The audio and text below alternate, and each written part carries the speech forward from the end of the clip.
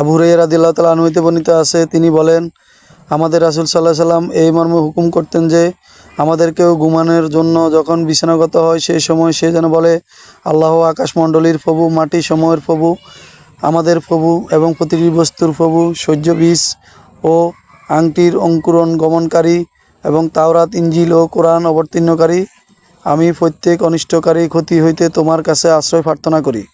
এগুলো তোমার আয়ত্তাধীন এবং তুমি শুরু, তোমার আগেও কিছু নেই, আর তুমি শেষ, তোমার পরেও কিছু নেই। তুমি ও প্রকাশিত, তোমার উপরে কিছুই নেই।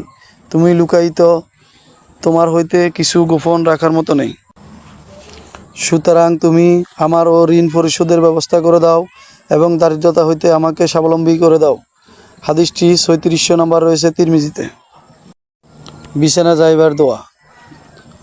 আল বারাআ ইবনে আজিব রাদিয়াল্লাহু তাআলা আনহু হতে বর্ণিত আছে, তাকে নবী সাল্লাল্লাহু আলাইহি সাল্লাম বলেন, আমি তোমাকে কিছু দোয়া ও শিখিয়ে দেব না, যা তুমি বিছানাগত হওয়ার সময় পাঠ করবে, তাহলে ওই রাতে তোমার মৃত্যু ও ফিরাতের ইসলামের উপর মৃত্যুবরণ করবে, আর তুমি ও জীবিত থাকলে বড় উপনীত হইলে মঙ্গল লাভ করবে।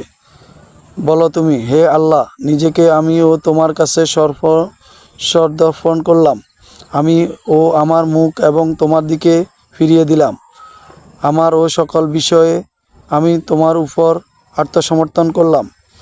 তোমার ও রহমতের আশায়, তোমার শাস্তির ভয় এবং পিঠ ও তোমার আশ্রয়ের সমর্থন করলাম।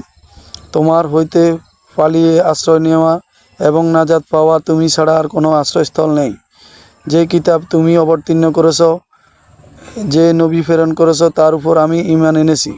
আল বারা রাদিয়াল্লাহু তাআলা আনহু, তিনি ও বিনায়িকা এ স্থলে বিরাসুলিল্লাজি আর সালাতা, তুমি যে রাসূল প্রেরণ করেছো শব্দটি উল্লেখ করেছেন।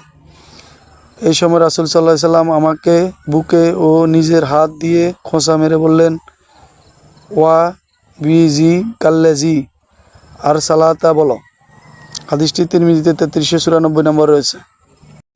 সাদ্দাদ ইবনে আউস রাদিয়াল্লাহু তাআলা আনহু হতে বর্ণিত আছে, নবী সাল্লাল্লাহু আলাইহি সাল্লাম বলেন, তোমাকে সাইয়্যিদুল ইস্তিগফার, ক্ষমা প্রার্থনার সবচেয়ে শ্রেষ্ঠ দোয়া আমি কি বলে দিব না? তা হলো, হে আল্লাহ, তুমি আমার প্রভু, তুমি ছাড়া আর কোনো ইলাহ নেই, মাবুদ নেই। আমাকে তুমি সৃষ্টি করেছ এবং আমি তোমার দাস। যথাসাধ্য তোমার ওয়াদা অঙ্গীকার আমি দৃঢ় থাকব। আমি আমার কার্যকলাপ ও খারাপ পরিণতি হইতে তোমার কাছে আশ্রয় চাই। আমার প্রতি ও তোমার নিয়ামতের কথা অস্বীকার করি। আমি আরও স্বীকার করি আমার গুনাহের কথা। কাজে আমরা গুনাহগার, তুমি ক্ষমা করো, কেননা তুমি ছাড়া গুনাহ ক্ষমা করার আর কেউ নেই। আল্লাহ রাসূল সাল্লাল্লাহু আলাইহি সাল্লাম বলেন, তোমাদের কেউ সকাল সন্ধ্যায় এই কথাগুলো বললে, তার ভোর হওয়া পর্যন্ত, তার মৃত্যু হইলে তার জন্য জান্নাত নিশ্চিত হয়ে যাইবে। সুবহানাল্লাহ। একইভাবে তোমরা কেউ ও ভোরবেলায় তার সন্ধ্যা পর্যন্ত পূর্বে দোয়া করতে থাকলে, তার মৃত্যু হইলে জান্নাত তার জন্য নিশ্চিত হয়ে যাবে। হাদিসটি ৩৩৯৩ নম্বর রয়েছে তিরমিজিতে।